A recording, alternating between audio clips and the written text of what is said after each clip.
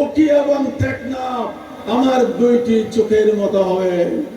আমার একটি চোখ হবে উকিয়া, আর একটি চোখ হবে টেকনাফ। কোন বৈষম্য হবে না ইনশাআল্লাহ। সকল বৈষম্যের অবসান হবে ইনশাআল্লাহ। আপনারা জানেন টেকনাফের মানুষকে কোর্ট কাছারিতে গিয়ে অনেক কষ্ট করতে হয়। ইনশাআল্লাহ আমি এমপি নির্বাচিত হলে আমি চেষ্টা করব, কথা দিলাম, টেকনাফে ম্যাজিস্ট্রেট কোর্ট এখন মুন্সিফ কোর্ট টেকনাফে ফিরিয়ে আনা হবে ইনশাআল্লাহ।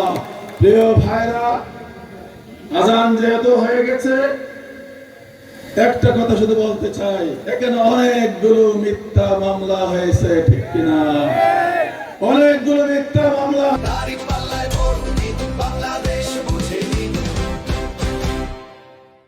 হয়েছে, অনেকে কষ্ট পেয়েছেন। আমি কথা দিচ্ছি, যদি আমরা এদের শাসন করার সুযোগ পাই, শুধুমাত্র রাজনৈতিক কারণে কাউকে হয়রানি করা হবে না। আর যাদের বিরুদ্ধে মামলা হয়েছে, তদন্ত সাপেক্ষে নিরীহ মানুষদেরকে সেখান থেকে বাতিলের ব্যবস্থা করা হবে। আরেকটা কথা দিচ্ছি, এই উকিয়া টেকনাফে হাজার হাজার মানুষ বন বিভাগের পতিত জমিতে বসত বাড়ি নির্মাণ করে বসবাস করতেছে, ঠিক কিনা? সুযোগ পেলে বন বিভাগের লোকরা তাদেরকে উচ্ছেদ করার চেষ্টা করে, আবার সুযোগ নিয়ে অনেকে তাদের কাছ থেকে চাঁদাবাজি করে, ঠিক কিনা? এই সমস্যার স্থায়ী সমাধান হবে ইনশাআল্লাহ। আমি যদি এমপি নির্বাচিত হই, যে সমস্ত খাস জায়গাতে আমাদের টেকনাফ উকিয়ার মানুষ বসবাস করে, সেই জায়গা তাদের নামে বন্দোবস্তি দেওয়া হবে।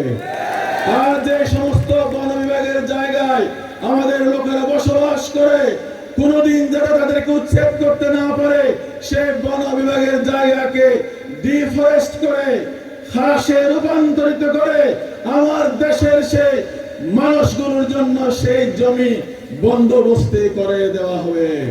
প্রিয় ভাইরা, আমি আবারও বলতে চাই, আমি টেকনাফের সন্তান, ঠিক কিনা?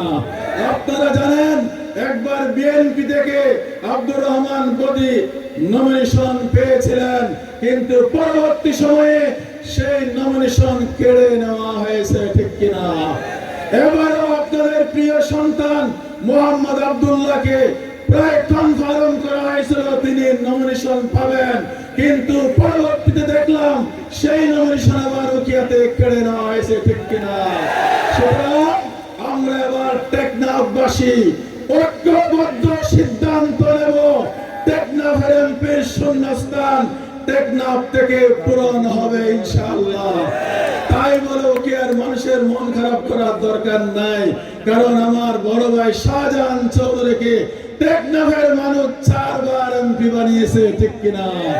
আমি নিজেও তো তার জন্য 4 দিলেও যেটা আমাদের কাজ করেছিলাম, ঠিক করে না?